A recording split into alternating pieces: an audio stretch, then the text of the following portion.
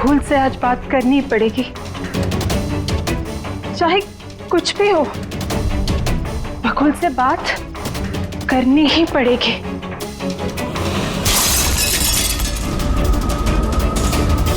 घर में तो कोई नहीं है, ये आवाज कैसे?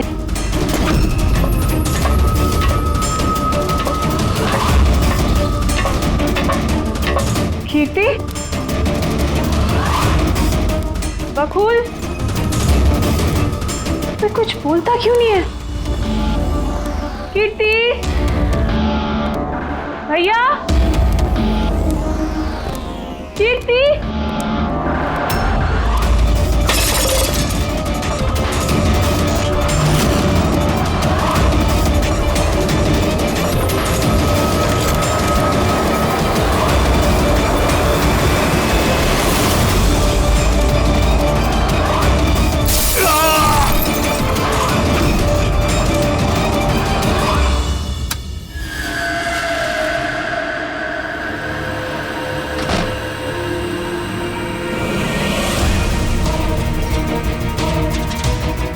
भैया का सूटकेस? भैया बैंगलोर नहीं गए क्या?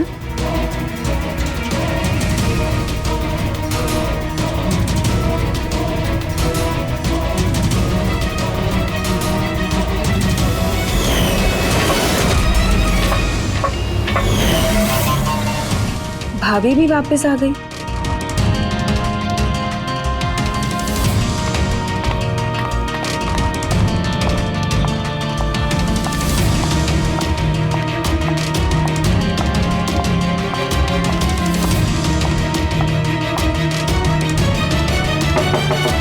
भैया,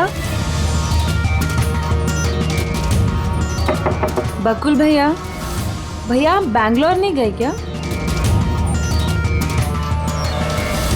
भाभी,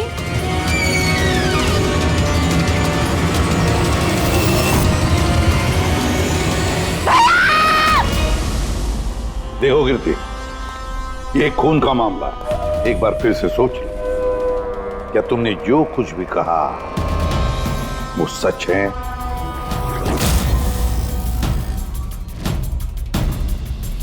सर, हमें नहीं लगता है कि ये बात सच है। आपके लगने या ना लगने से कोई फर्क नहीं पड़ता। जब आपसे कुछ पूछा जाएगा तभी बोलना। हो सकता है ये सच बोल रही हो, क्या पता। मैं पागल नहीं हूँ, मैं होश में हूँ।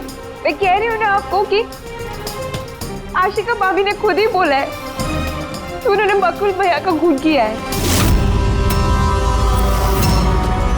भाभी! भाभी! भैया! आशिका भाभी! भाभी! भाभी! भाभी! भाभी! भाभी कौन? भाभी! भाभी! भाभी! ये सब हुआ कैसे?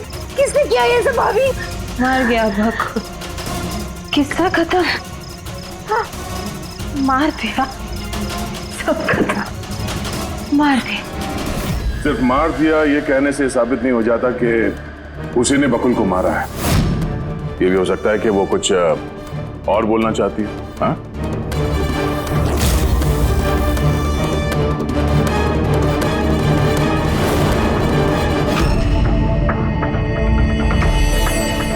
एक बात बताओ, जब बकुल का खून हुआ उस वक्त तुम सब लोग कहां पर थे? कहां थे तुम लोग? मैं और नितिन तो एक दोस्त की शादी में खंडाला गए थे। कीर्ति का कॉल आया और हम भागे चले आए। मेरी बिजनेस मीटिंग थी होटल क्रिट्स में, वहाँ एक क्लाइंट के साथ डिनर था। जैसे ही नितिन का फोन आया तो मैं यहाँ पर चला आया। और आप कीर्ति, आप कहाँ थी? मैं बाहर गई हुई थी। कीर्ति बाहर गई थी, चाचा जी क्लाइंट के साथ मीटिंग में थे और आप दोनों खंडाला गए थे। उस वक्त बकुल और आशिका घर में अकेली थी, है ना? बकुल भैया भी बैंगलोर जाने वाले थे, उनकी 11 बजे की फ्लाइट थी और आशिका भाभी तो पार्टी में गई थी। आप सब घर में नहीं थे तो फिर बैंगलोर जाने वाला बकुल वापस क्यों आया घर पे? और ये आशिका, वो पार्टी से वापस क्यों आई? तो वो आप जाकर आशिका भाभी से पूछिए ना कि वो इतनी जल्दी वापस क्यों आ गई। वो तो घर पे ये बोलकर गई थी ना कि वो सुबह वापस आएंगी। वो तो हम पूछेंगे उससे। फिलहाल आप बताइए, आप कहाँ गई थी बाहर? मेरी मदर बांद्रा रहती है, उनको अचानक फूड पॉइजनिंग हुआ था, मैं उनके पास ही गई थी और फिर वहीं से मैं आई। वाह, हर एक के पास एक्सप्लेनेशन है कि बकुल के खून के वक्त मैं यहां था, मैं वहां थी, मैं वहां गया था। सबके पास एक्सप्लेनेशन है, लेकिन आप सब लोग एक बात अच्छी तरह से याद रखना, हम सीआईडी वालों से सच ज्यादा देर तक छुपता नहीं, सामने आकर ही रहता है।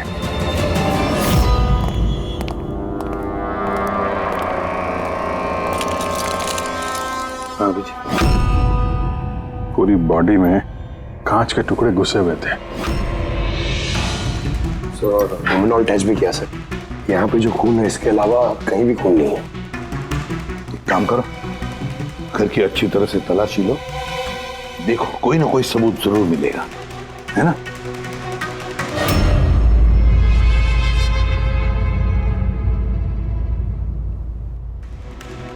ये बताया सर, इनका कहना है कि इन्हें कुछ भी याद नहीं। कुछ भी याद नहीं? आशिका, तुम्हें याद आ रहा है तुमने कीर्ति को होश में आने के बाद कुछ बताया था? याद करो। मुझे कुछ याद नहीं आ रहा। याद करने की कोशिश करो। कीर्ति कह रही थी कि बकुल का खून तुमने किया, ऐसा तुमने खुद उसको बताया। कीर्ति इल्जाम लगा रही है मेरे पे। बकुल को मैंने नहीं मारा।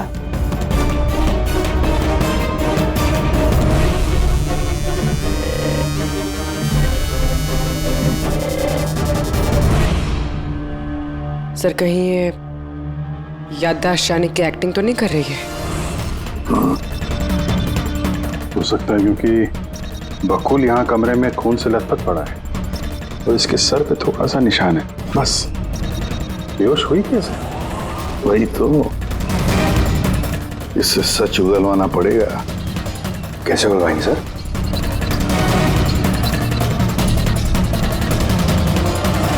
सच उगलवाएंगे नार्को टेस्ट से।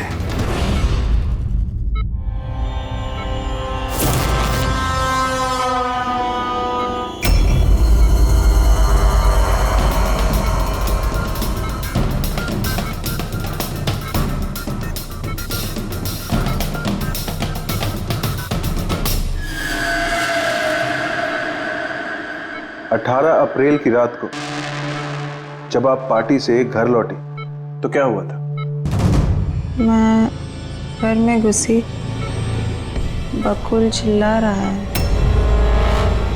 फिर क्या हुआ? फिर मैं रूम में गई देखने के लिए। क्या देखा आपने? मैंने देखा कि जैसे ही मैं अंदर गई तो मैंने देखा बकुल वहाँ पे है, उसके पीठ से खून निकल रहा था। मैंने वहीं पर एक लड़की की लाश पड़ी हुई देखी।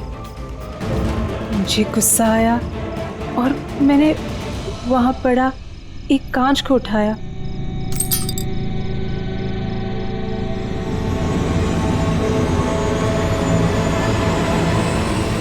और बकुल को मार दिया। तभी मुझे मेरी गर्दन पे प्रेशर महसूस हुआ। मैं बेहोश होने लगी। बेहोश होने से पहले मैंने दरवाजे पे एक फिगर को देखा जिसने ऑरेंज फ्लोरेसेंट जैकेट पहन रखी थी। आदमी था या औरत थी? आदमी। ओके, फिर क्या किया उसने? वो मेरे पास आ रहा है, शायद मुझे मारना चाहता है। अच्छा आशिका, तुमने वहाँ किसी औरत की लाश को देखा था? हाँ देखा था। औरत की लाश? वहां पर तो हमें किसी औरत की लाश नहीं मिली। हम तो बकुल के मर्डर की जांच कर रहे हैं। अब ये नया केस कहां से आ गया? कौन सी औरत की लाश है? कौन थी वो औरत? मुझे याद नहीं, सब धुंधला दिख रहा है। कि कहीं ये हमें गुमराह तो नहीं कर रही? समझ में नहीं आ रहा है ये किस औरत की बात कर रही है, किस औरत की लाश की बात। आशिका, तुमने बकुल को क्यों मारा? क्यों मारा बकुल को? ठीक ही हुआ कि वो मर गया। वैसे ही जिंदा रहता तो मैं सड़कों पे धक्के खाती। क्यों? सड़कों पे धक्के क्यों खाते? बदचलन साबित करना चाहता था, तलाक चाहता था मेरे से। अच्छा, वो मरी हुई औरत वो कौन थी? मैंने आपको कहा ना, मुझे याद नहीं वो कौन थी। देखो आशिका, हमें वहां पर किसी भी औरत की लाश नहीं मिली। तो फिर कहाँ गई होगी वो लाश? मुझे जब होश आया वो लाश वहां से जा चुकी थी। और वो फ्लोरेसेंट ऑरेंज कलर का जैकेट पहना हुआ आदमी? वो धुंधला धुंधला सा दिख रहा था, दरवाजे पे ही खड़ा था, शायद मेरे बेहोश होने का इंतजार कर रहा था।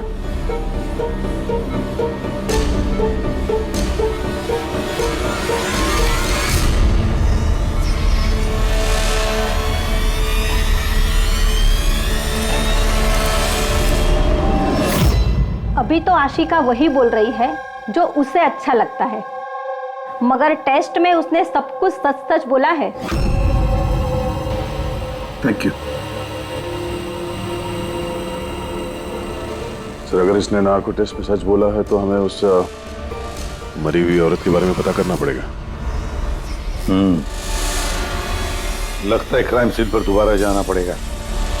अच्छी तरह से फिर से चेक करते हैं, कोई ना कोई सबूत तो मिलेगा ही मिलेगा।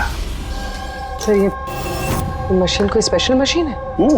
ये मशीन छोटे से छोटा सबूत ढूंढने में भी सक्षम है, जैसे कि माइक्रोब्स जो अक्सर धूल में मिल जाते हैं। और ये जो मशीन है ना, ये इस कमरे में छोटा से छोटा जो डस्ट पार्टिकल होगा ना, छोटे से छोटा, उससे उस जैकेट वाले आदमी का पता बता देगी जो इस कमरे में मौजूद था।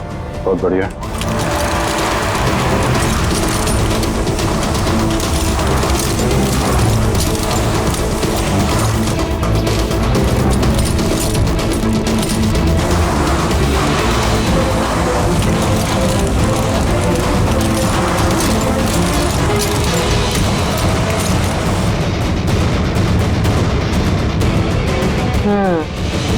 ये देखिए, जो हमारी नजरों से बच गया वो इस मशीन ने ढूंढ निकाला।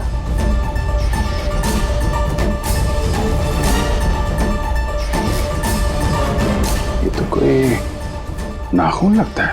वो भी नेल पेंट लगा हुआ, डेफिनेटली कोई औरत का है। मगर सर यहाँ कैसे? शायद भागा दौड़ी हाथापाई में किसी चीज से ठोकर लगी होगी और नाखून यहाँ पे रह गया। घर वालों का पता करो, इनमें से तो किसी का नहीं।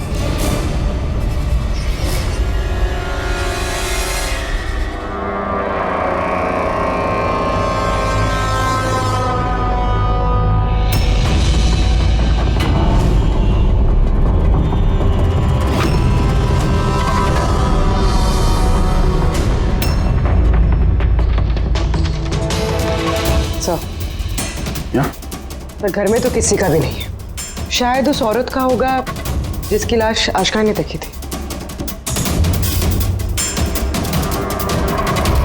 लगता तो ऐसा ही है।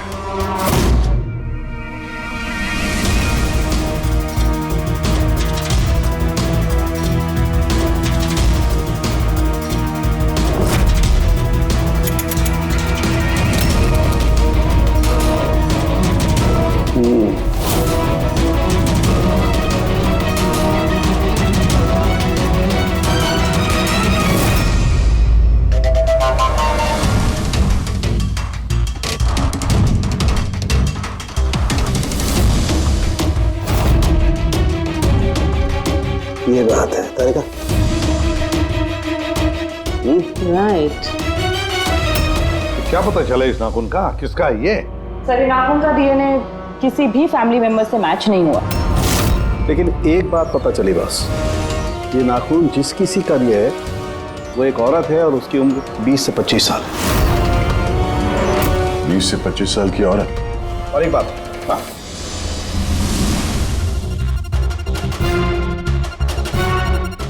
ये जो बारीक बारीक सफेद सफेद कण देख रहे हो ना, ये high percentage of high and है। नाखून में से नहीं। कोई औरत ड्रग एडिक्ट भी है? हाँ, घर परिवार की नहीं, बाहर की है। सर, कोई बाहर वाली वहां पे आई है तो किसी कार, ऑटो, टैक्सी वगैरह ही किया होगा। हाँ, पता लगाना पड़ेगा रिक्शा वालों से, टैक्सी वालों से कि क्या उनमें से किसी ने उसे घर पर छोड़ा है क्या। सर, वो आशिका बता रही थी कोई फ्लोरोसेंट ऑरेंज कलर की जैकेट पहने हुए आदमी था वहां पे। बेहोश होने से पहले मैंने दरवाजे पे एक फिगर को देखा जिसने ऑरेंज फ्लोरेसेंट जैकेट पहन रखी थी। वो कौन है, कहाँ से आया, कहाँ गायब हो गया, उसके बारे में भी पता लगाना पड़ेगा। और सर, जितने ड्रग पेडलर्स हैं उनसे भी पता करना पड़ेगा कि कितनी औरतें ये हाई एंड लेती हैं। अभिजीत, एक काम करो, रिक्शा वालों से, टैक्सी वालों से पता लगाओ क्या किसी ने इस औरत को घर पर छोड़ा था क्या, और मिसिंग पर्सन रिपोर्ट भी चेक करो।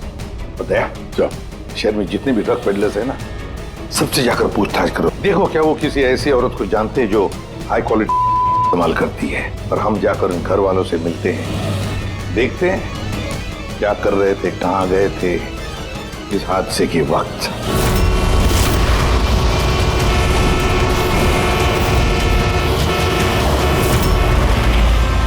तुम्हारी एसोसिएशन से पता चला है कि 10 तारीख को यानी परसों रात में तुमने शांति निवास बंगलो में किसी लड़की को छोड़ा था। हाँ सर, छोड़ा था।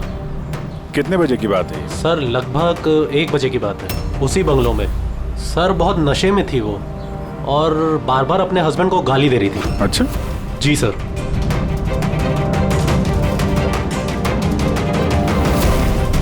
ये लड़की थी वो? हाँ सर, यही थी वो। वहाँ बंगलो के आसपास कुछ गड़बड़ लगी क्या? नहीं सर, गड़बड़ तो कुछ नहीं लगी, सब कुछ नॉर्मली था। और एक कार खड़ी थी, एक बाइक, और सर एक गार्बेज वैन भी था। Garbage van? जी sir. Sir sir sir sir sir sir, मैं भी एक लड़की को परसों शांति निवास बंगलो के बाजू में छोड़ा था। कितने बजे? सर, यही कोई 12:30 बजे के आसपास। और तुमने 1 बजे छोड़ा था? जी सर। ये लड़की थी वो?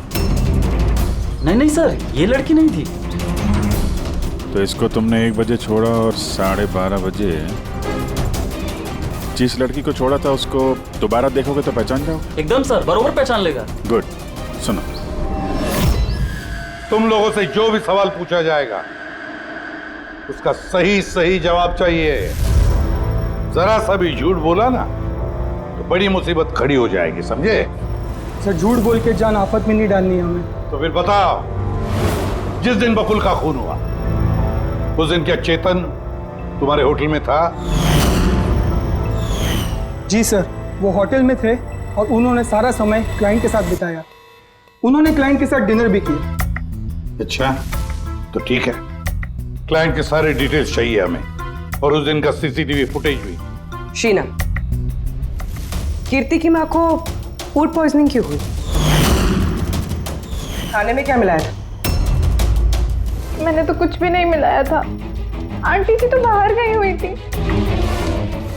जब वो वापस लौट के आई उनकी तबीयत खराब थी। सर, नितिन और सिया दोनों सारा दिन शादी में ही थे। पूछे भी नहीं बता रहे। रट्टा मार के आए हो क्या? नहीं मैम, जो सच्चाई है वही बता रहा हूँ। 11 बजे फंक्शन बंद करा दिया था हमने।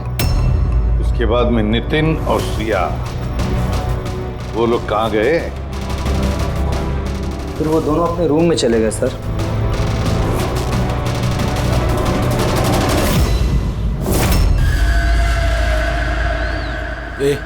ये माल किधर मिलेगा?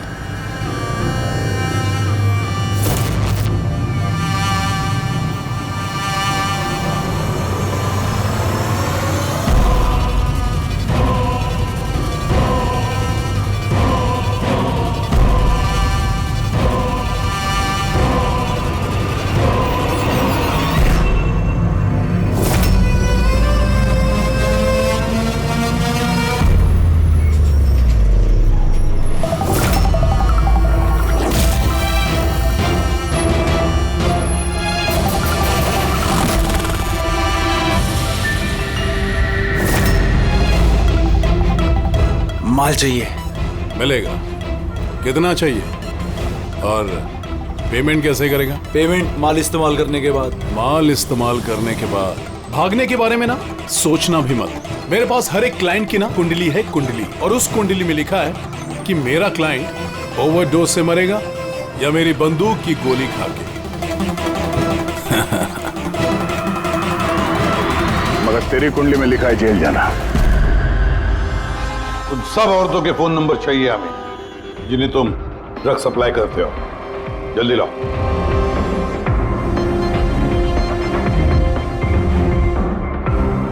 पूरी देखो, जरा कॉल करके देखो इन सारे नंबर्स पर।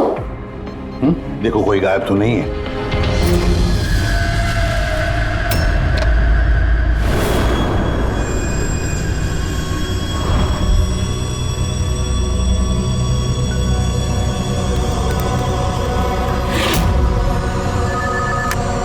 हेलो। हाँ जी, मैं सोनारिका से बात कर सकती हूँ? देखिए मैम, सोनारिका जो है 2 दिन से यहाँ काम पर नहीं आ रही है। क्या? और जिसकी वजह से हम लोग भी परेशान हैं। 2 दिन से? ठीक, थैंक यू। सर, डायरी में जो फोटोज थी उनमें से ये वाली लड़की गायब है। इसका नाम सोनारिका है और ये एक बार में काम करती है। 2 दिनों से गायब है। ये सोनारिका, ये तुम्हारी क्लाइंट है? हाँ सर। इसी लड़की को छोड़ा था तुमने? हाँ सर, यही थी, यही थी। आशिका ने इसी को देखा होगा। बकुल के परिवार वालों को अंदर देख रहा हूं। जरा ध्यान से देखिए फोटो। ये वो लड़की है जिसकी लाश आपके घर से मिली थी। आप लोग जानते हैं सर? हाँ? नहीं सर। मैंने देखा है इसे बकुल भैया के साथ 2 महीने पहले। बकुल भैया के साथ 2 महीने पहले? कहां पर देखा था? एक होटल के बाहर, और भैया ने कहा कि ये उनकी क्लाइंट है।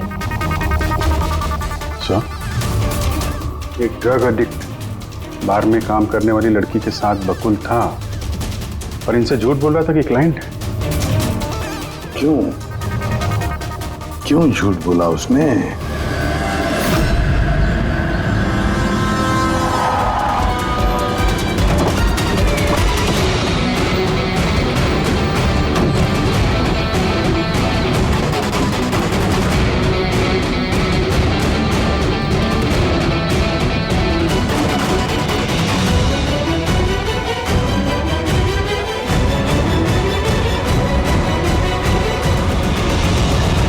ये सोनारिका यहीं पे काम करती थी ना? जी हाँ, यहीं काम करती है। आप लोग कौन? सीआईडी। सोनारिका का खून हो गया। क्या? इसीलिए वो 2 रात से यहाँ काम पर नहीं आ रही है। हाँ, मगर हमें उसकी लाश नहीं मिली है। और के साथ साथ ये बकुल नाम का आदमी है, इसका भी खून हुआ। हम ये जानना चाहते हैं कि सोनारिका का इस बकुल के साथ क्या संबंध है? संबंध के बारे में तो नहीं पता, लेकिन हाँ, ये आदमी कभी कभी हमारे बारे में सोनारिका को लेने आता था। फिलहाल आपको इसके बारे में ज्यादा जानकारी तेजी ही दे सकती है साहब। ये तेजी कौन है? सर, ये है तेजी। तेजी, सोनारिका तुम्हारी दोस्त थी। ये बताओ कि इस आदमी के साथ सोनारिका का क्या संबंध है?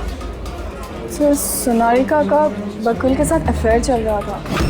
बकुल उसके सारे रईसों वाले खर्चे उठाता था, पर उसको हमेशा बकुल से कुछ ना कुछ शिकायतें रहती थी।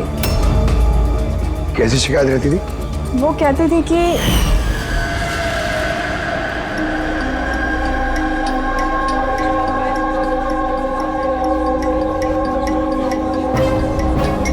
सोनारिका, क्या हुआ? मैं बकुल के साथ ना अब ये रिश्ता और नहीं रख पाऊंगी। क्यों, क्या हुआ? ना तो रिश्ता रखने के पैसे मिल रहे हैं और नहीं वो बकुल अपनी बीवी आशिका को डाइवोर्स दे रहा है। कुछ तो करना पड़ेगा। क्या करेगी तो? ब्लैकमेल। क्या? मैं उसे ब्लैकमेल करूंगी जिसने मुझे नाटक करने के लिए कहा है।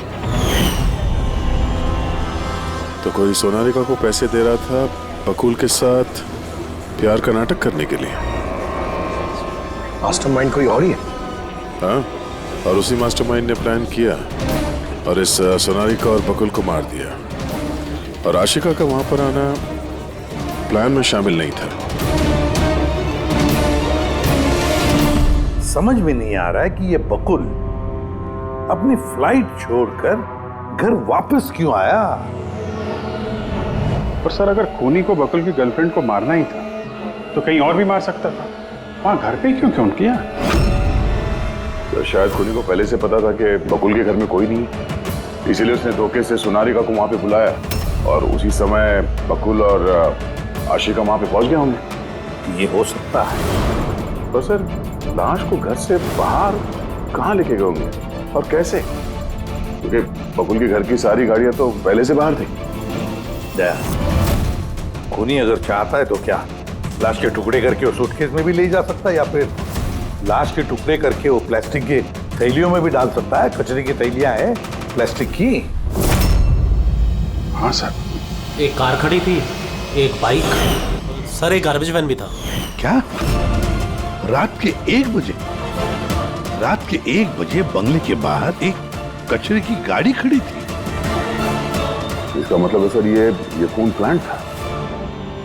ये खूनी गार्बेज वैन लेके आया था लाश को ठिकाने लगाने के लिए।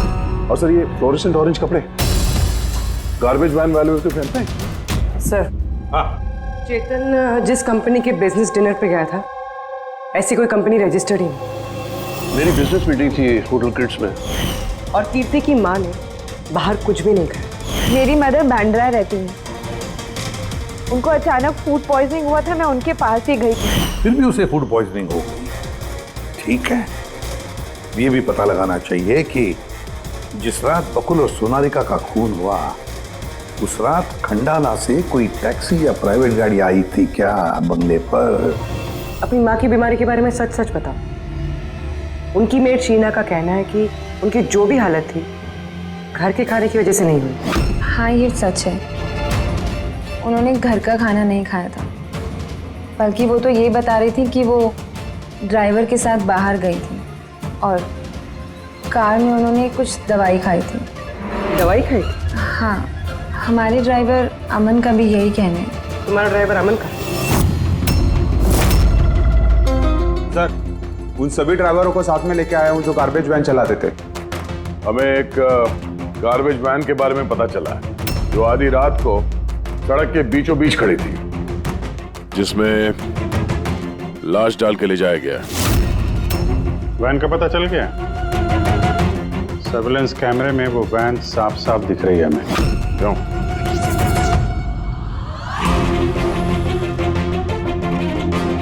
तुम हो ना उस वैन के ड्राइवर? नहीं सर, मुझे कुछ नहीं पता। मेरा भाई लेकर गया था सर उस वैन को। अब वो उसे कहाँ लेकर गया था और क्यों लेकर गया था मुझे कुछ नहीं बताया सर उसने। फोन लगा उसको? जी सर।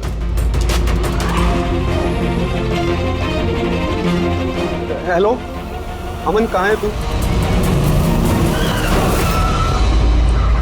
सर, मैं सब सच बता रहा हूँ। मैंने तो जो कुछ किया उस फोन कॉल की वजह से किया था जो बकुल सर के बंगले से आया था। किसने फोन किया था बकुल के बंगले से? मैंने उसे कभी देखा नहीं है, सिर्फ उसकी आवाज़ सुनी थी। औरत ही आदमी? सर, कभी कभी तो औरत की आवाज़ में फोन आता था और कभी आदमी की आवाज़ में। सर, ये जो कोई भी है ना, ये बकुल के घर वाला ही। हाँ, मगर तूने ये सब किया क्यों? कोई फोन पे कुछ भी बोल देगा तू कर देगा? हा? सर, मुझे लालच दिया गया था सर कि मेरे 5 लाख के कर्जे को चुका दिया जाएगा अगर मैंने उनकी बात मानी तो। सर, मैं लालच में आ गया था, मगर मैंने कोई खून नहीं किया सर। मैंने तो सिर्फ लाश को ठिकाने लगाया था सर। लाश का? इस लड़की का गला घोटा गया है, शायद इसी से इसकी मौत हुई है। तो इसीलिए सोनालिका की खून का कोई भी निशान नहीं था क्राइम सीन पर। और उसके पैर के अंगूठे का नाखून भी उखड़ा हुआ है।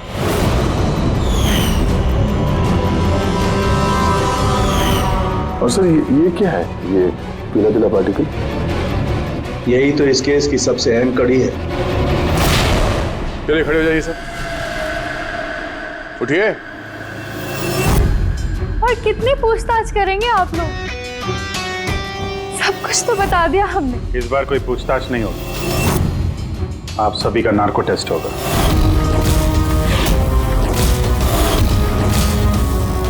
Narco test? क्यों पर? क्योंकि आप में से कोई है जो सच नहीं बोल रहा है। आपके पास कोर्ट की परमिशन है इस नार्को टेस्ट के लिए? जी हाँ, परमिशन के बिना हम कुछ नहीं करते।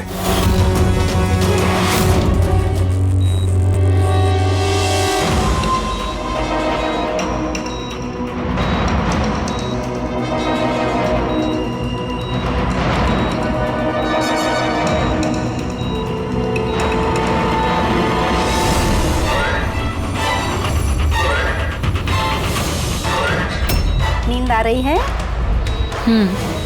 जो मैं आपको बोलूंगी उसका सही सही उत्तर दीजिएगा, ठीक है? सोनारिका को जानती हो? हाँ। बकुल का अफेयर था सोनारिका के साथ, ये भी जानती है आप? हाँ, मुझे दोनों पे शक था। क्या आशिका ने सोनारिका का खून किया है? आशिका जानती नहीं थी सोनारिका को, तो खून कैसे करेगी? अभी आपको नींद आ रही है? हाँ। सोनारिका को जानते हो? नहीं। बकुल का अफेयर था सोनारिका से, ये जानते होंगे आप? नहीं।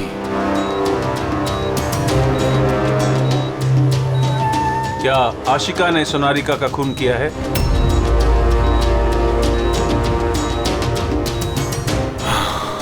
आशिका सोनारिका को जानती थी।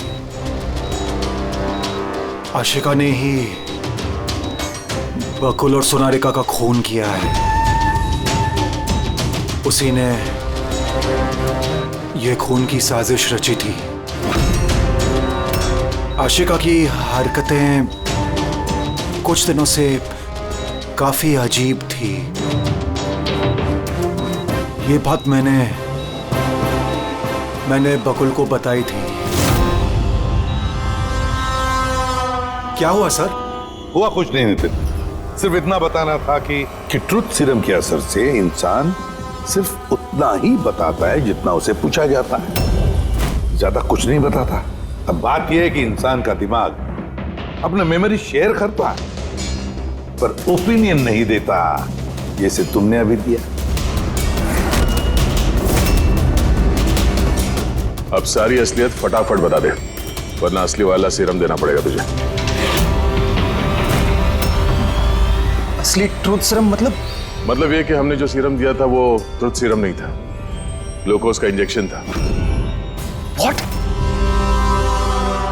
शक तो हमें तुम पे पहले से ही था, लेकिन सारी सच्चाई तुम्हारे मुंह से सुनना चाहते थे।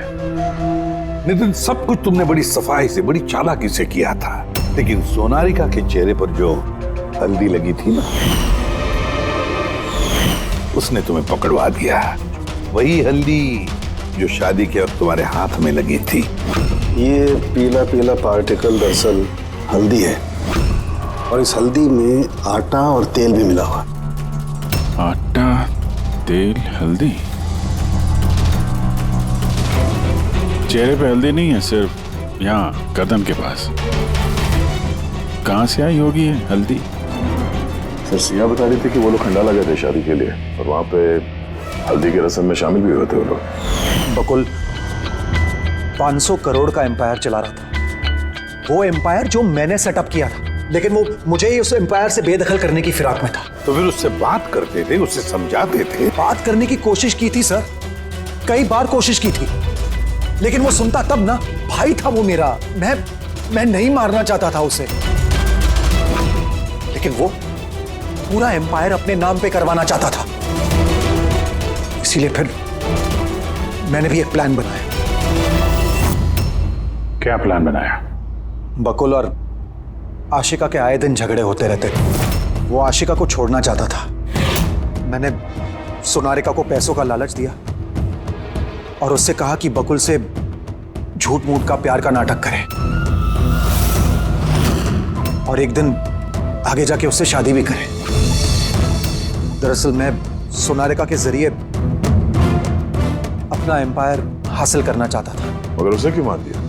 वो तो तुम्हारा साथ दे रही थी। शुरू में सर, लेकिन बाद में उसने मुझे ब्लैकमेल करना शुरू कर दिया। और इसलिए तुमने सोनारिका को धोखे से घर बुला लिया? हाँ सर। उस रात मैंने ऐसी सिचुएशन क्रिएट की जिससे कि सब लोग घर से बाहर रहे। मैं भी सिया के साथ खंडाला चला गया और जैसे ही सिया ने दवाई ली और सो गई, मैं फौरन टैक्सी पकड़कर यहां आ गया और अमन को बुला लिया। सोनारिका के घर पहुंचते ही, देखो सोनारिका, मेरी बात समझने की कोशिश करो। अगर बीच रास्ते में तुमने मेरा साथ छोड़ दिया तो मेरा पूरा प्लान चौपट हो जाएगा। हो जाए प्लान चौपट, मुझे कोई फर्क नहीं पड़ता। और वैसे भी मुझे उस बकुल में कोई इंटरेस्ट नहीं है, और ना ही मैं उससे प्यार करती हूँ और ना ही मैं उससे शादी करना चाहती हूँ।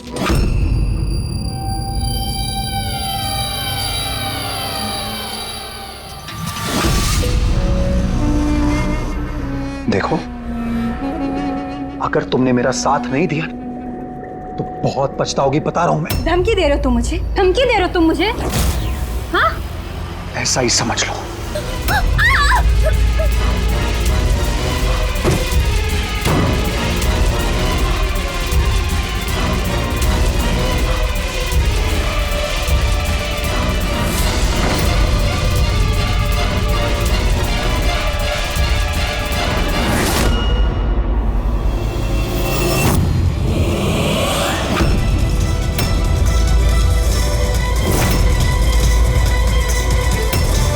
भैया बकुल, ये क्या किया आपने? नहीं, ये सोनारिका मुझे फंसाना चाहती थी। मैं पुलिस को बुलाऊंगा। बकुल, बकुल, बकुल।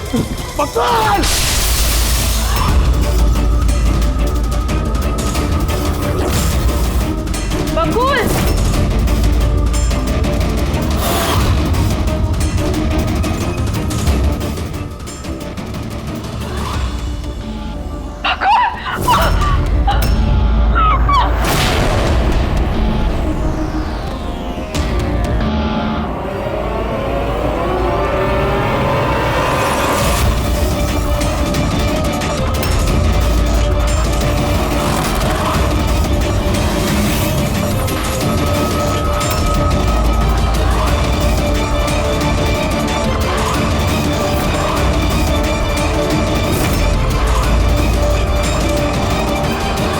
मैंने अमन को फोन पे पहले ही बता दिया था सोनारिका की लाश को ठिकाने लगाने के लिए। उसने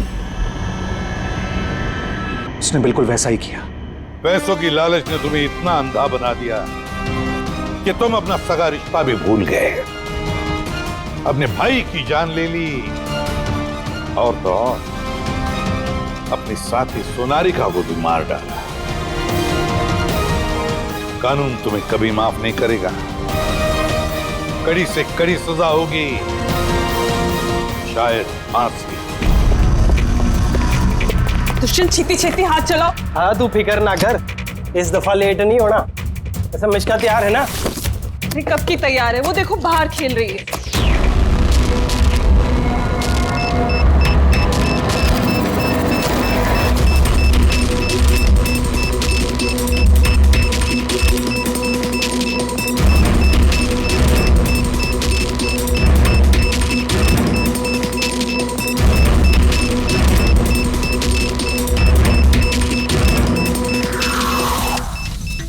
वाकई में इस बार का धमाका ऐसा होगा जिसकी गूंज सदियों तक याद रखी जाएगी।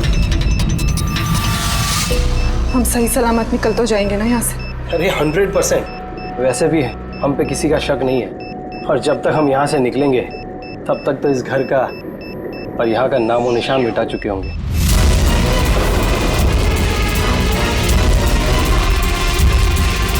और सोनिया, देख मेरे हाथ की कारीगरी।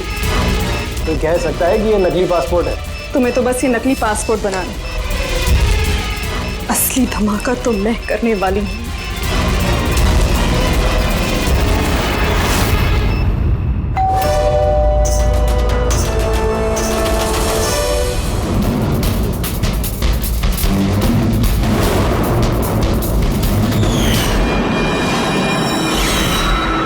मैं एजेंट वाली, इंटेलिजेंस डिपार्टमेंट से। मैंने ही आपको फोन किया था। थैंक गॉड आप लोग आ गए सब। मेरे पास ज़्यादा टाइम नहीं है। हमारे 2 जासूस मोनिका और दुष्यंत सिलेंडर फटने की वजह से मारे जा चुके हैं, और ये कोई हादसा नहीं है सब, ये एक साजिश है। बस अब ये मोनिका की भतीजी मिश्का ही बची है, और सर इसकी भी जान खतरे में है। आपको कैसे मालूम पड़ा ब्लास्ट के बारे में? सर दुष्यंत ने मिश्का को बोला था कि अगर कोई भी प्रॉब्लम हो या उन दोनों को कुछ हो जाए तो वो मुझे फ़ोन करके बुला ले। और जैसे ही मुझे मिश्का का फ़ोन आया मैं तुरंत यहाँ पे आ गई। बच्ची को तुम अपने इंटेलिजेंस डिपार्टमेंट में क्यों नहीं रख लिया?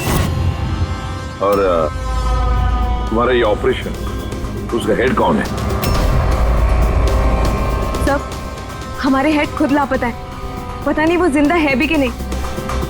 जरूर हमारे ही विंग में कोई गद्दार है जिसकी वजह से ऑपरेशन फेल हो गया। कहीं वो गद्दार तुम ही तो नहीं? अरे यहाँ पे बोली बोलने का नाटक कर रही हो। सर, अगर मैं गद्दार होती तो आपको फोन करके यहाँ क्यों बुलाती? हो सकता है वो अभी भी मुझ पे नजर रखे हुए। सर, अब मुझे जाना होगा। कहीं नहीं जाओगी तुम जब तक हमें ये नहीं बता दी कि ये तुम्हारा ऑपरेशन है क्या। टेररिस्टों को फंड करने वाली ऑर्गेनाइजेशन के खिलाफ ही ऑपरेशन था। और मुझे लगता है शायद दुष्यंत और मोनिका को पता चल गया था कि असली क्रिमिनल कौन है, और इससे पहले कि वो मुझे कुछ बताते वो दोनों मारे गए। सर, ये मोनिका और दुष्यंत है। ठीक है, बच्ची को हमारे पास छोड़ दो। लेकिन अगर हमें तुमसे कांटेक्ट करना हो तो कैसे करेंगे? सर, ये गेस्ट हाउस का नंबर है। आपको जब मुझसे बात करनी हो आप बस इतना बोल दीजिएगा कि बसंती से बात करा दीजिए, वो मुझे ही फोन देंगे। ठीक है।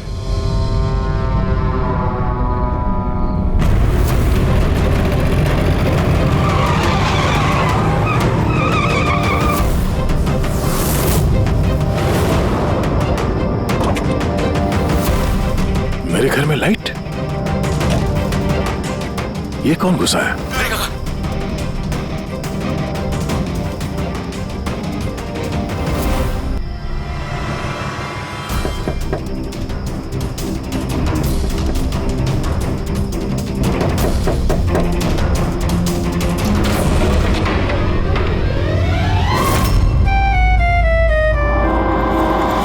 हाथ ऊपर। तुम कौन हो? क्या कर रहे हैं आप? अपनी बीवी पर गोली चलाएंगे? क्या बीवी? मैडम, लगता है आप किसी गलत पते पे आ गई है। ये मेरा घर है, आप घर के अंदर कैसे घुसी? हाँ? नाम क्या आपका? रजनी कुमारी, मिसेज रजनी दया कुमारी। 3 महीने पहले आप ही हमसे ब्याह किए थे वंतूर में, अभी भाग गए, वहाँ से रफू चक्कर हो गए। वंतूर में? तो कहाँ हम झूठ बोलेंगे? हम जैसी शरीफ अच्छे परिवार की लड़की ऐसे किसी पराये मर्द को अपना पति बोलेगी का? क्या कह रहे हैं आप? आप ही ने तो हमको पता दिया था और अपने फोन नंबर भी दिए थे। मैंने दिया था। तो दिमाग खराब है तुम्हारा? शायद तुम जानती नहीं हो कि मैं एक सीआईडी ऑफिसर हूँ। क्या बात है दया, तुम अपनी बीवी पर क्यों चिल्ला रहे हो? अरे सुधांटी, ये मेरी बीवी नहीं है। देखो ना, ये क्या कह रहे हैं? लो बेटा, पानी पी लो। अरे ऐसे कैसे नहीं है वो तुम्हारी बीवी? तुम्हें पता है कितने घंटों से वो तुम्हारे घर के बाहर खड़ी थी। अरे मेरी नजर पड़ गई तो मैंने उसे तुम्हारे घर की डुप्लीकेट चाबी दे दी। मेरे घर की चाबी आप किसी को भी कैसे दे सकती? किसी को? किसी को मतलब कोई अनजान है क्या? तुम्हारी अपनी बीवी है। और शादी कर ली तो छुपा क्यों रहे हो? वैसे अच्छी चॉइस है तुम्हारी। वैसे मुझे लग नहीं रहा था कि आप इस उम्र में भी शादी करोगे। अरे आंटी, मैंने कोई शादी इस उम्र में मतलब क्या? सीआईडी वाले हो, इसका मतलब ये नहीं कि इस बिचारी पर तुम अपना रोब झाड़ो। और चाची जी, अगर ये मुझे गुस्से में डांट देते तो मैं सह लेती, पर ये तो कह रहे हैं कि मैं इनकी पत्नी नहीं।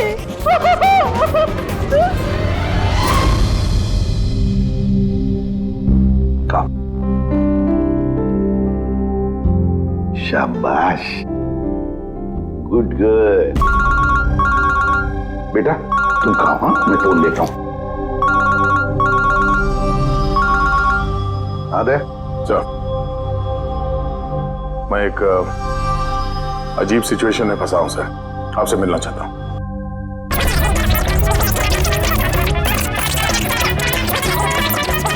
ये मंगलसूत्र की कसम खा के कहते हैं हम आपके अर्धांगी नहीं है, कोनो अपराधी नहीं। आप हमें यहाँ क्यों लेके आए हैं? धर्मपत्नी, बीवी, घरवाली, अर्धांगिनी, बस यार ये शब्द सुन सुन के मेरे कान पक गए। अच्छा, अगर इतनी ही तकलीफ थी आपको इन शब्दों से, तो हमसे शादी काहे की? बताइए सर, हम तो इनसे शादी करना भी नहीं चाहते थे। यही हमारे पास आए थे बच्चे की तरह रोते बिलखते कि रजनी हमसे शादी कर लीजिए, हम आपको बहुत प्यार करते हैं, तुम्हारे बगैर हम रह नहीं पाएंगे, मर जाएंगे, हमसे शादी कर लो। हम आए थे तुम्हारे पास रोते हुए कि हमसे शादी कर लो। हाँ, इतने बुरे दिन नहीं है मेरे भी। एक मिनट दया, एक मिनट। रजनी नाम है तुम्हारा, है ना? तुम्हारे पास सबूत है? कोई सबूत शादी का दया के साथ? वंतूर के वो पंडित जिन्होंने हमारा ब्याह करवाया था, और ये फोटो सर, ये फोटो भी क्या झूठे हैं? सर, अगर इनके दिल का प्यार हमारे गांव की तालाब की तरह भले ही सूख गया हो, तो इन्हें कह दीजिए कि ये हमको डाइवोर्स दे दे, पर ये ना कहे कि हमारी शादी ही नहीं हुई थी। डिवोर्स? जब शादी नहीं हुई तो एक काम करो, वंतूर गांव में फोन लगाओ, वहां पर तुम्हारे पहचान वाले लोग हैं, उन सब से बात करते हैं। स्पीकर फोन ऑन करो, और हाँ, खास करके उस परिवार के साथ जहाँ पर तुम लोग ठहरे हुए थे। करिए सर, करिए।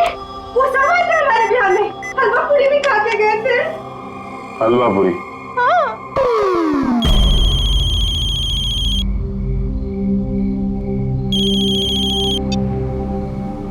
हेलो, कमला ताई, अब मैं दया बोल रहा हूँ मुंबई से, पहचाना? दया? क्या बेटा, पहचानूंगी कैसे नहीं? और आज मेरी याद कैसे आई?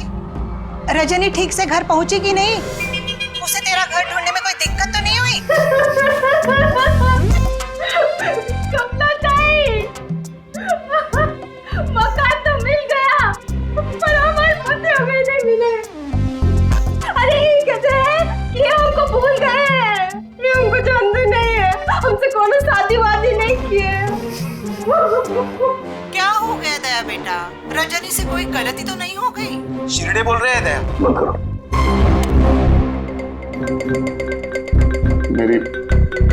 मेरी समझ में कुछ नहीं आ रहा सर, ये क्या हो रहा है? क्यों कर रही हो तुम ऐसा? क्या मकसद है तुम्हारा? बोलो, क्या मकसद है तुम्हारा? सर आपके दोस्त आए। तुम लोग यहाँ कैसे? कैसा आए? अरे अब फोन करने ही वाला था तुम दोनों को। आते कैसे नहीं दोस्त? रजनी भाभी ने फोन किया था, इसलिए तुरंत आ गया। मगर हुआ क्या? भाभी आप रो क्यों रहे हो? और प्योरो में क्यों हैं? अरे सच बता, क्या किया तूने भाभी के साथ? क्यों रो रही है भाभी? अरे कैसी भाभी, किसकी भाभी? तुम दोनों का दिमाग खराब है क्या? हम लोग वंतूर गए थे 5 दिन के लिए, वहां पे ट्रैकिंग की हमने, शिरदे भाव के घर में ठहरे थे, उसके बाद वापस आ गए, बस। और क्या? अरे हम झूठ नहीं बोल रहे हैं यार, तेरी शादी हो गई, मेरे पास फोटोज भी है तेरी।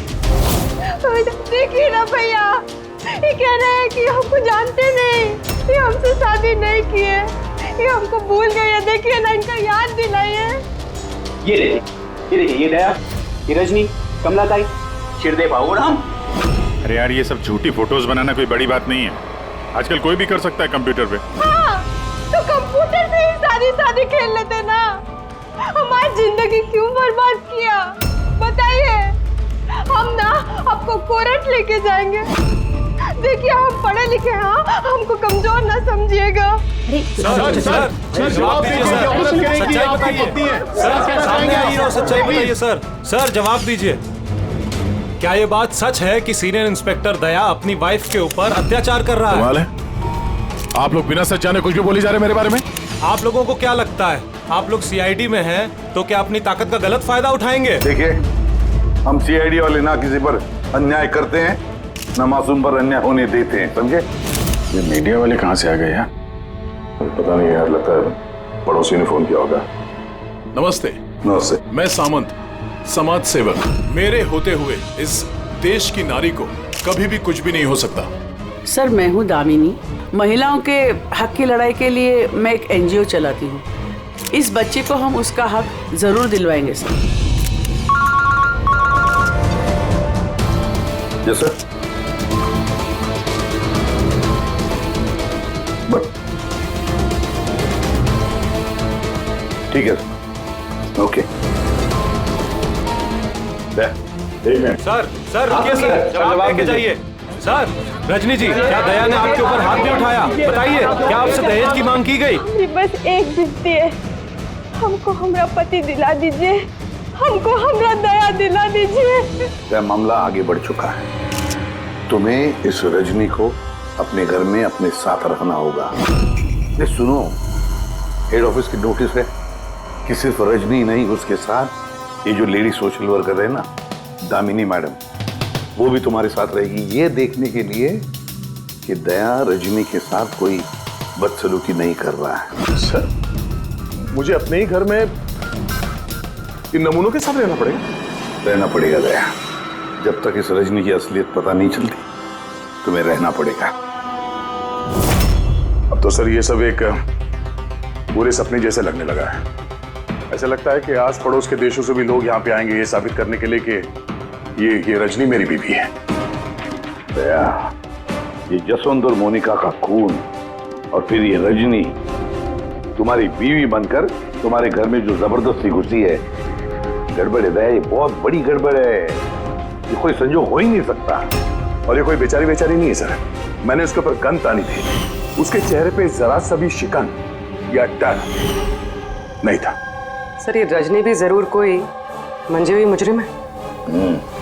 जरा वंटूर जाके पता तो लगा ये सारा चक्कर है क्या। और जब भी तुम घर में रहोगे, इस रजनी और दामिनी दोनों के साथ जरा अच्छा बर्ताव करना, तो ये दोनों मिलकर कोई मुसीबत ना खड़ी करते। हाँ सर, अब उसका खेल उसी के साथ खेलूंगा। पूर्वी, जहां पर दुष्यंत और मोनिका का खून हुआ, वहां जाकर देखो जरा अच्छी तरह से। देखो, कोई ना कोई सबूत तो मिलेगा ही मिलेगा। सर, ये एजेंट वानी भी मुझे ठीक नहीं लगती। मुझे तो इस पे भी शक है। कहीं हम इस पे भरोसा करके बहुत बड़ी गलती तो नहीं कर रहे? गेस्ट हाउस में फोन करो, देखते हैं। हेलो, बसंती है? हेलो, मैं बसंती बोल रही हूँ। मैं जानती थी आप सीआईडी वाले मुझे शक के दायरे से इतनी जल्दी बाहर नहीं करेंगे। बस हालचाल पूछने के लिए फोन किया। वैसे मौसम का हाल खराब है बाहर, इसलिए बसंती अभी यही है, और जब जाएगी तब पता कर जाएगी। सर, गेस्ट हाउस में ही है। ठीक है सर, मैं चलता हूँ। देखता हूँ ये रजनी कौन सी नई चाल चलने की तैयारी में। अपडेट देते रहना सर।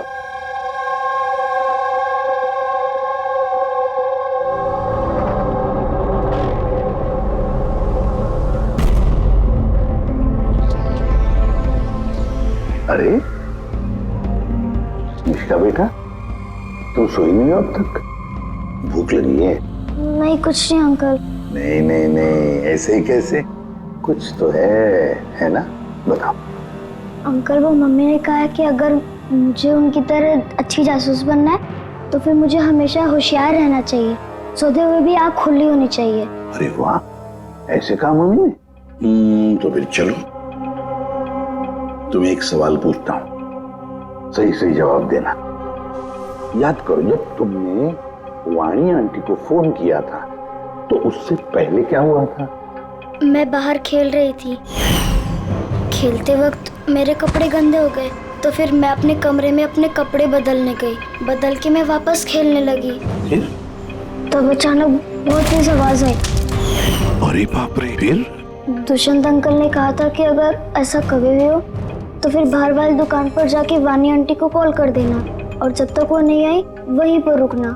शाबाश बेटा, बिल्कुल सही किया तुमने। जाओ, चलो सो जाओ, है ना? अंकल, हाँ? मासी और दुष्यंत अंकल कभी वापस नहीं आएंगे ना?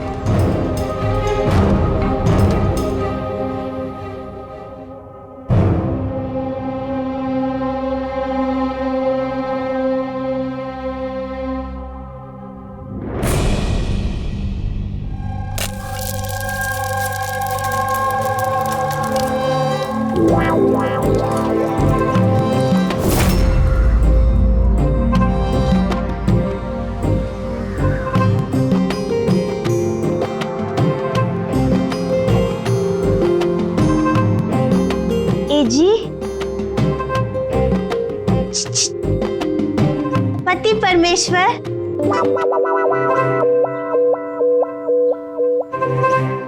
ई रहा आपका फेवरेट ऑमलेट। अरे वाह, आपको बड़ा ख्याल है मेरी पसंद का।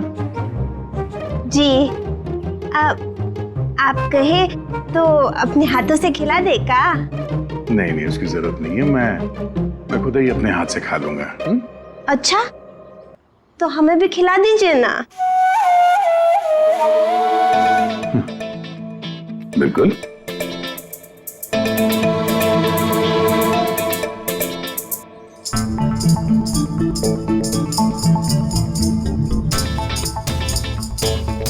कैसा लगा? बहुत है। वैसे आज आप इतने प्यार से बात कर रहे हैं जैसे हमारे शादी के दिन किए थे, तो बहुत ही अच्छा लगा हमें। क्या मैं आपके घर अपना रेडियो सुन सकती हूँ? थोड़ा पुराना है, खटखट करता है, लेकिन मुझे बहुत पसंद है। हाँ, खटखट करता है आपकी तरह? क्या कहा? नहीं, आप रेडियो सुन सकती है बिंदास। वैसे मैं आज शहर से बाहर जा रहा हूँ एक केस के सिलसिले में, तो मैं कल ही लौटूंगा। वैसे भी दामिनी जी तो है। ठीक है, मैं चलूं? सुनिए ना। बोलिए ना। जल्दी आइएगा और हमको याद जरूर करना। हाँ, सिर्फ आप ही को याद करूंगा। अब मैं चलता हूँ। हाँ, मैं चलता हूँ नहीं बोलते, मैं आता हूँ। ऐसा बोलते हैं? जी। ठीक है, मैं आता हूँ। हाँ, इंस्पेक्टर युवराज। यस मैडम, ये रही वो रिपोर्ट जो आपने मांगी थी। सिलेंडर ब्लास्ट और शॉर्ट सर्किट के 2 जली हुई लाशें मिली। इसके पहले कि हम कुछ छानबीन कर पाते, ये केस सीआईडी के पास चला गया। घर ब्लास्ट के बाद जैसा था वैसे का वैसा ही है ना? जी हाँ, चल के देखें। चल।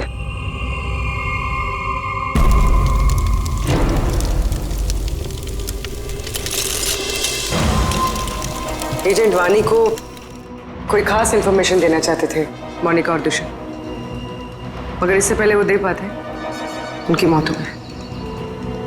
शायद उस इंफॉर्मेशन से जुड़ा कोई सुराग मिल जाए यहाँ पर। देखते हैं।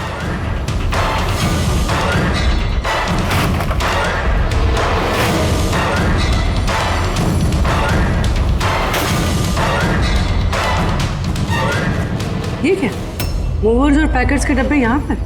शायद ये उन लोगों के हो जिन्होंने मोनिका और दुष्यंत पे हमला किया था। हो सकता है,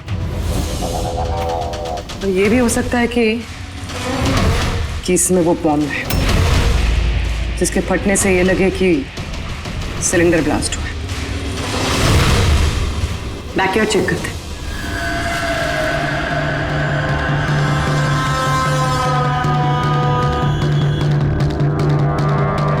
यहाँ तो कुछ खास नहीं दिख रहा है। एक मिनट।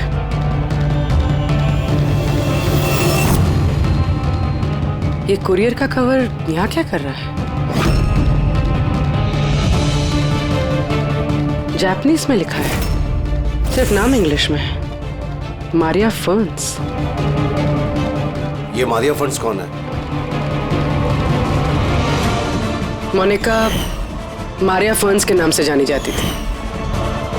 अब जो भी कोई ये कुरियर लाया होगा, उसका जरूर इस मिशन से कोई ना कोई ताल्लुक तो है। सर, ये दया की शादी की फोटोज ये नकली नहीं सर, एकदम असली है। क्या? कोई गलती तो नहीं हो रही है अभिजीत? नहीं सर, एक्सपर्ट से चेक करवाए हैं, वो बोल रहा है एकदम असली फोटोज है। दया तो कभी झूठ बोलता नहीं है सर, समझ में नहीं आ रहा है। वही तो अभिजीत, तो मेरे दिमाग में कुछ समझ में आ रहा है। लगता है किसी ने दया का प्रोस्थेटिक मास्क बनवाकर वो पहनकर इस रजनी के साथ शादी की फोटो खिंचवाए हैं। बड़ा चालाक है ये जो भी है, जानता था कि नकली फोटो पकड़े जाएंगे।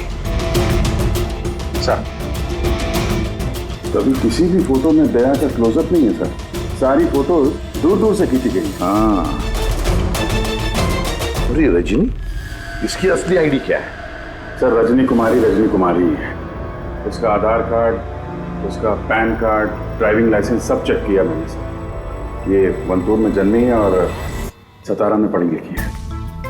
अगर ये बात है तो फिर अभिजीत, इस रजनी का ढोंग प्रूव करना जरा मुश्किल हो जाएगा। शहर में कुछ बड़ा इवेंट वगैरह होने वाला है क्या? सर एक इवेंट है जो आतंकवादियों के काम का है। क्या? एक कॉन्वॉय जा रहा है सर 5 टन सोना लेके रिजर्व से एक बैंक के लिए। तो हो सकता है आतंकवादी को तो अपनी फंडिंग की कमी पूरी करने के लिए इसको लूटने का प्रयास करे। बिल्कुल सही कहा अभिजीत, यही हो सकता है। जिनका भी सिक्योरिटी है इस सोने के ट्रांसपोर्ट में, उनको बता देते हैं, आगाह कर देते हैं उनको, और उनको ये भी कहते हैं कि हमारी नजर रहेगी सोने के लेन देन में। और अभिजीत, मैं चला जाता हूं मिश्का के पास और तुम और दया वंतूर चले जाओ। अच्छी तरह से पूछताछ करो, कुछ ना कुछ तो जरूर हाथ लगने वाला है वहां पर।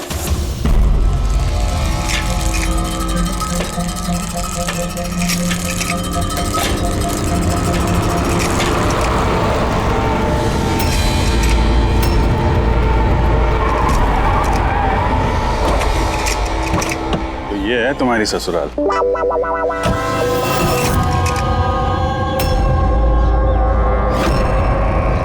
तुम भी यार बस मेरी फिर किलोगे बस। यार बिना बताए शादी करोगे दोस्तों को तो। कमलताई नमस्ते। नमस्ते नमस्ते। कैसे आप? मैं ठीक हूँ। रजनी के साथ झगड़ा तो नहीं चल रहा है? आइए आइए दामाद जी बैठिए, क्या लेंगे? रजनी बिटिया ने कुछ बताया नहीं तो हम कुछ इंतजाम करते। नहीं कोई बात नहीं, ठीक है।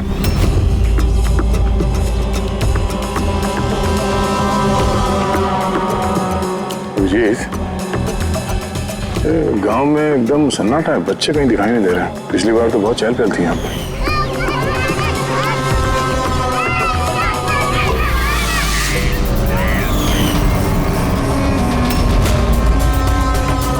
ये लोग कुछ गड़बड़ लग रहे हैं। ये तो वही रिपोर्टर है ना जो ब्यूरो में आया था।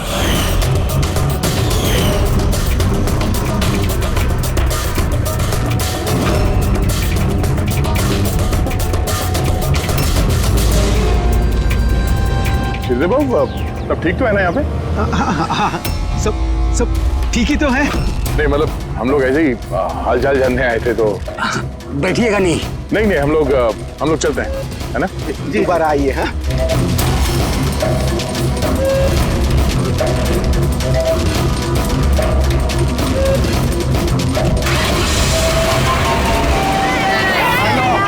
चलो अंदर, चलो चलो चलो चलो चलो चप्पल संभाल।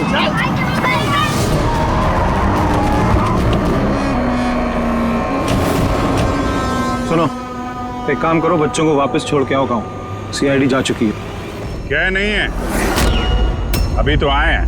बहुत बड़ी गलती की है।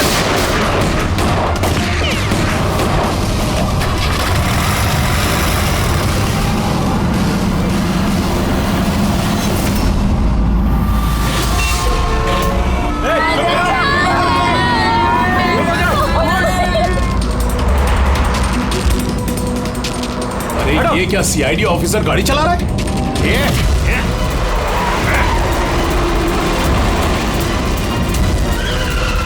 अरे एक और सीआईडी ऑफिसर हमारे पीछा कर रहा है, इसको गाड़ी रोकने मत देना। तुमको क्या लगा हम लोग अकेले मरेंगे? तुम सबको साथ लेके मरेंगे। बस रोको, जल्दी सब बाहर निकलो, बच्चों बाहर निकलो जल्दी।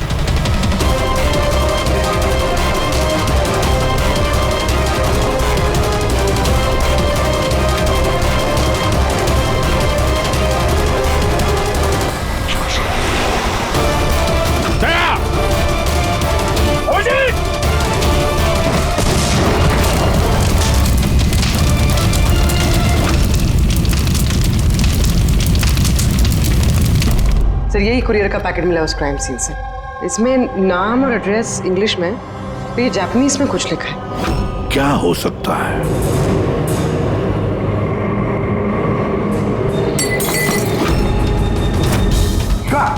मिशिका? मिशिका? मिशिका? मिशिका? क्या हुआ बेटा? आंखें खोलो मिशिका।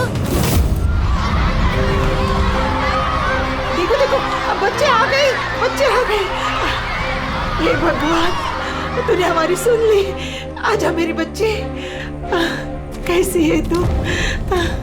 ये सिर्फ 5 टन सोने के लिए ये लोग सुसाइड बॉम्बर बने घूम रहे हैं और खुद को उड़ा भी लिया।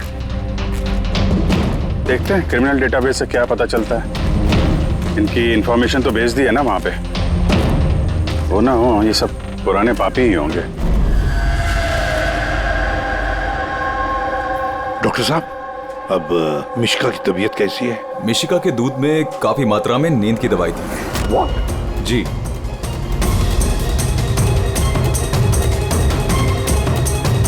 सुना आपने डॉक्टर साहब ने क्या कहा? मिशिका की दूध में नींद की दवाई थी। नींद की दवाई कैसे गई दूध में? किसने मिलाई नींद की दवाई? यही काम करने के लिए रखा है तुम्हें? सर, मैं इस बारे में कुछ नहीं जानती। मैंने ऐसा कुछ नहीं किया। जैसा दूध वाला देकर गया था, बस वैसा ही मैंने उसे पिलाया। तो शामू ने नींद की दवाई वाला दूध दिया मिशिका के लिए? तो शामू की तबीयत ठीक नहीं थी आज, इसीलिए उसने किसी और दूध वाले को भेजा था। और ये आप मुझे अभी बता रही है? समझ में नहीं आ रहा।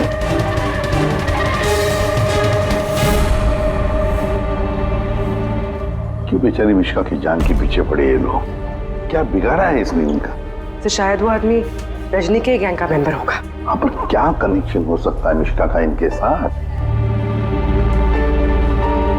सर, इस सवाल का जवाब उस कुरियर वाले पैकेट में हो सकता है। उसमें जापानीज में कुछ लिखा भी था। ट्रांसलेट करके देखते हैं। हमें माफ कर देना, हम मजबूर थे। कोई बात नहीं, हम लोग समझते हैं। मेरे दोस्तों और पड़ोसियों को भी इसी तरह धमकाया होगा झूठ बोलने के लिए। कुछ तो प्लानिंग होगी। इतना सब कुछ हुआ है तो मकसद भी खास ही होगा। ये इनकी रिपोर्ट आ गई है। ये जो सुसाइड बॉम्बर था, पूरन नाम था। कंडुलाजम आतंकवादी गिरोह के मेंबर हैं ये सब। कुबेर साशा, माजी और ये कोटियाल, इन 3 लोगों को फांसी की सजा हुई है। दिनवारा में ये ब्लास्ट करने के अपराध में। अगले आतंकवादी हमले के लिए ये लोग सोना लूटना चाहते होंगे। मगर ये रजनी के बारे में क्या सोचा?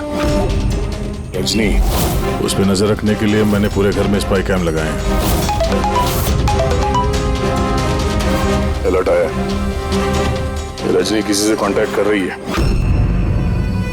डायना बोल रही हूँ। पूरा प्लान तैयार हो चुका है।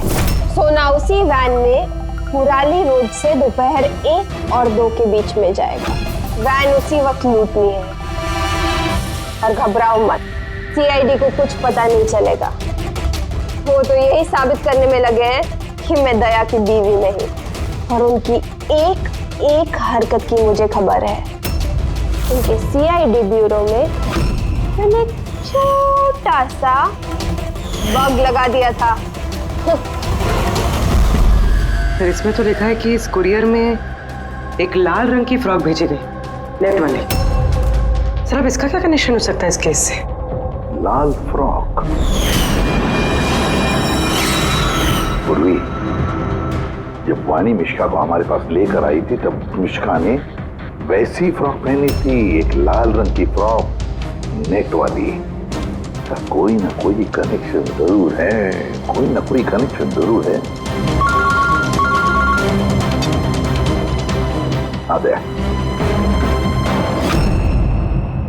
सर, ये रहा डकैती का पूरा प्लान जो दयासर के घर से मिला। सर, अच्छा हुआ हमने उस रजनी को पहले नहीं पकड़ा, वरना वो आतंकवादी गैंग ये काम किसी और को सौंप देता। तो जब घर पहुंचे तो उसने वो ham radio, interceptor, spy camp सब तोड़ दिया था। और सर, दामिनी जी भी नहीं थी घर पे। कहीं उनके साथ कुछ कर तो नहीं किया रजनी ने? ये पहले से लग रहा था सर, ये कोई मामूली अपराधी नहीं है, हाई लेवल क्रिमिनल है। जानबूझ के हम लोग का ध्यान भटका रहे थे ये लोग, ताकि हम लोग इधर उधर रहें और ये 5 टन सोने पे अपना हाथ साफ कर लें। नहीं अभिजीत, कुछ तो सवाल है इस केस में जो सुलझे नहीं है अभी तक। रजनी वो जानती थी कि वहां पर स्पाई कैमरास हैं और हम देख सकते हैं कि वो क्या कर रही है, क्या बोल रही है, सब कुछ। फिर भी उसने सारा प्लान क्लियरली बता दिया। तो शायद वो ओवर कॉन्फिडेंट है, चुनौती दे रही है। रोक सके तो रोक लो। नहीं रहे, अगर वो इतनी चालाक क्रिमिनल है तो जोश में नहीं होश से काम लेगी, अपने मिशन को रिस्क में नहीं डालेगी वो। हाँ सर, उसके सोना लूटने का प्लान इसलिए पता चला क्योंकि उसने चाहा ये प्लान हमें पता चले, मगर क्यों? वही तो। पूर्वी एक काम करो, मेरे घर जाकर मिश्का का वो लाल रंग का फ्रॉक लेकर आओ। ये फ्रॉक वैसे मोनिका के नाम से जापान से आया था। इसका भी सोने के डकैती से कुछ कनेक्शन तो नहीं लगता, लेकिन कुछ तो खास बात है इस फ्रॉक में, कुछ तो खास बात है। ये तो यकीन होता जा रहा है कि ये मामला सिर्फ सोने की डकैती का नहीं है, उससे कुछ बढ़कर है। तो ना दुष्यंत और मोनिका जैसे टॉप के जासूस ये डकैती के लिए अपनी जान नहीं गंवाते सर। सर, इस फ्रॉक में कहीं पे कुछ भी लिखा हुआ तो नहीं है? कहीं ये फ्रॉक रेड हेयरिंग तो नहीं है सर, हमें हमारे लक्ष्य से भटकाने के लिए? मेड इन इंडिया, यहां भी है एक लेबल, मेड इन इंडिया। एक मिनट कुछ तो है लिखा हुआ इसके अंदर।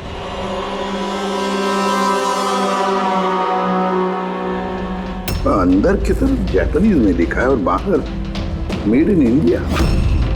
क्या हो सकता है ये जापानीज में? इसे ट्रांसलेट करके देखते हैं। पूर्वी सर, देखो जरा, देखो जापानीज में क्या लिखा है, ट्रांसलेट करके बताओ हिंदी में। सर इसका translation. Oh my God.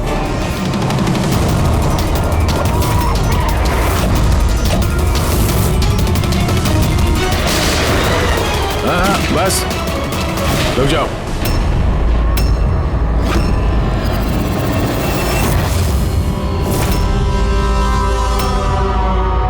Monika, तुम?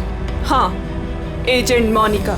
आतंकवादियों के साथ मिलकर देश के साथ गद्दारी करती थी। क्या करूं एसीपी साहब, पर देखिए ना, कितनी शर्म की बात है, मेरे गोल्ड चुराने वाले प्लान में आप लोग नहीं फंस सके। डायना, मुझे तुमसे इतने खराब काम की उम्मीद नहीं थी। तो क्या दुष्यंत भी? कौन? वो मेरा नकली पति? नहीं, वो असल में मर चुका है। ब्लास्ट से कुछ मिनट पहले ही मुझे एक कॉल आया और मैं घर से बाहर भाग गई। सबूत वगैरह मिटाने में हम लोगों को बहुत महारत हासिल है। टॉप की एजेंट हूँ। टॉप की एजेंट? गलतफहमी है तुम्हारी। मुजरिम चाहे एक आम आदमी हो या फिर टॉप की भी एजेंट हो, हमसे कभी नहीं छुप सकता, ना कभी छूट सकता है। मिश्का के लाल कलर के फ्रॉक से सोने का दिखावा और आतंकवादियों की आजादी। मतलब ये डकैती का प्लान ये सिर्फ दिखावा था? ये लोग आतंकवादियों को आजाद कराना चाहते हैं? और उस फ्रॉक के कारण मैं अपनी जान पे खेल के दया की नकली पत्नी होने का नाटक किया, ताकि मैं देख सकूं कि सीआईडी को मिश्का या वानी से कोई सुराग तो नहीं मिला। पर अफसोस, मैं उतनी कामयाब नहीं हो पाई, नहीं तो ये सब झंझट नहीं होता। झंझट की तो कोई बात अब भी नहीं है। हमें फांसी पे लटकाने चले थे, अब देखो यहाँ से निकलने के बाद मैं तुम लोगों के साथ क्या करता हूँ। करोगे तो तब जब यहाँ से सही सलामत निकलोगे। देवर जी, आप ना बहुत ज्यादा बोलते हैं।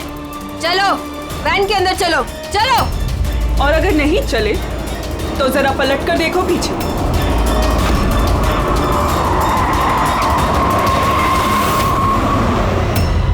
वानी, दामिनी और मिश्का, इन तीनों को बम से उड़ाने में हमें 3 सेकंड भी नहीं लगेंगे। समझ गए ना?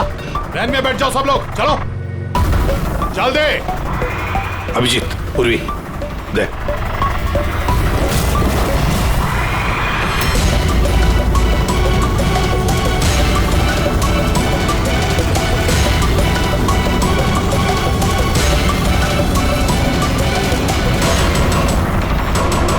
चल चल इधर।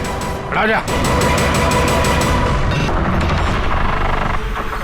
तुम लोगों को क्या लगा हम लोग यहाँ ऐसे ही है बिना किसी तैयारी के? प्राणेश्वरी आइए, आपके असली ससुराल जाने का वक्त आ गया है। आइए। चलो भाभी, चलो चलो चलो चलो। तुम ठीक हो बेटा? हाँ। इन सबको तो पकड़ लिया, लेकिन असली खिलाड़ी तो अभी भी हमसे छुप कर बैठा है कहीं। उसको भी पकड़ लेंगे सर। अभी ये मिश्का का क्या करना है? सर एक ऑर्फनेज में मैं कुछ लोगों को जानता हूँ। मिश्का के लिए मैं उनसे बात कर सकता हूँ। नहीं, मुझे अंकल के साथ रहना है। अच्छा चलो कोई बात नहीं, हम तुम्हें हमारे साथ रखेंगे, ठीक है? चलो।